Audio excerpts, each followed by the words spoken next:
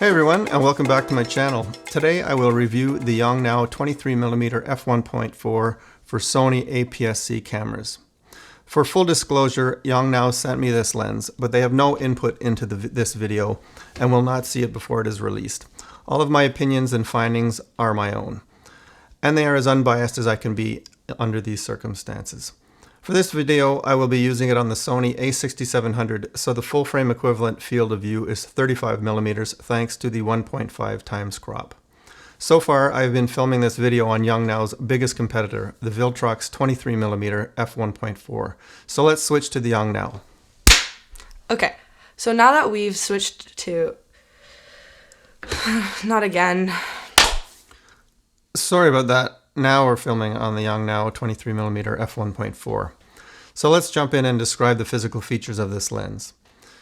If you saw my recent-ish review of the Yongnuo 33mm f1.4, the physical features of this lens are virtually identical except for the text that says that one is a 23mm while the other is a 33. Physically, the Yongnuo 23mm is nearly identical to the 33mm for APS-C. I can't tell them apart when viewed individually, and the only difference is a couple of millimeters in length. All the buttons, layout, and functionality are identical. Size-wise, compared to other lenses, the 23mm is on the large side. This is probably the one thing that I don't love about this lens. It's still smallish in combination with a camera like the A6700, but you do notice the added size. As expected, the 23mm comes with a rear cap, as well as a plastic lens hood. Under the cap, you can see that there is a rubber gasket in the back to provide some weather sealing. And there is a sealed USB-C port for firmware updates. On the exterior of the lens, we have a manual aperture ring that can be switched between clicked or declicked, and we have a function button that can be mapped to whatever you please, as well as a switch that can also be mapped and used to connect to the YN BR-L1 remote control. I'm not going to get into detail about the remote control at the moment, but it can be used to change your aperture, control your focus, set start and end points for focus racking, as well as starting and stopping recording. I demonstrated some of this in my 33mm video, which you can link to above. Regarding image characteristics, the 23mm has basically the same profile as both the Yongnuo 33mm for APS-C and the full frame 35mm f2. It's a profile that I quite like. I like to think of it as modern vintage, this meaning that all of the important stuff like sharpness are great, but the look has some character that a lot of modern lenses lack. Center sharpness close-up is very good, and even distance center sharpness is surprisingly good. I say this because after having used the Viltrox 23mm for a year, I never trusted focusing wide open on anything with any distance. You can see here that they are very different in that regard. Focus speed is very snappy in continuous mode, and it has worked well in both photo and video, even with a subject running towards me. You can also see in this clip that there is minimal focus breathing, which is very useful for video. Corner sharpness is a little softer than in the center when wide open, but that improves dramatically from f2 on. The bokeh or background blur quality is good, but not perfect. It does have a character that I quite like though. In terms of how much background blur you get, that depends on how close you are to your subject. While it is an f1.4 lens, you are using an APS-C sensor, so you're getting the equivalent of about f2 in a full frame sensor. Vignetting is noticeable when wide open and also reduces quickly when stopping down.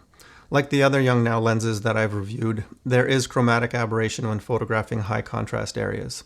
Barrel distortion is significant with the Yongnuo 23mm, and while it's not something that I love, it's easy to fix in post-processing. I'll show you how I do that in a minute. Finally, this lens produces some really great sun stars from f4 on. Stop down to f8 or f10 like I have here and you get huge 18-point sun stars. Since I have the Viltrox 23mm and have used it for the last year and a half or so, why don't we see how they differ? Build-wise, they seem quite similar as both have a quality metal body.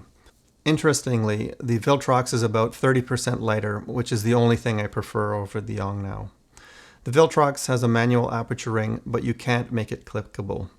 This results in changing the aperture without realizing it. There are no customizable buttons on the Viltrox, and while it does have a USB port for connecting to the lens, it's a micro USB compared to the Yongnuo's USB-C. And finally, the Yongnuo comes with a remote while the Viltrox does not. If none of this stuff matters to you, then there are a couple of other differences that might matter. My copy of the Viltrox 23mm is not great at focusing wide open. It's a little better when close up to your subject, but the further you get, the worse the focus seems to get, as you saw in my earlier example. I also don't love the quality of the background blur, as it doesn't look as pleasing as the Yongnuo. As you can see in this Viltrox example here, the background blur has a slightly smeared look to it, which I believe is the same thing causing the distance focus to look off. This is pretty consistent for all of my images over the last year and a half, so shooting wide open is not a great idea with the Viltrox 23mm.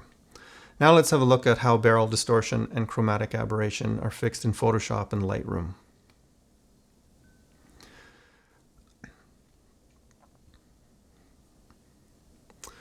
So that should about cover it for my review of the Yongnuo 23mm f1.4 lens for Sony APS-C.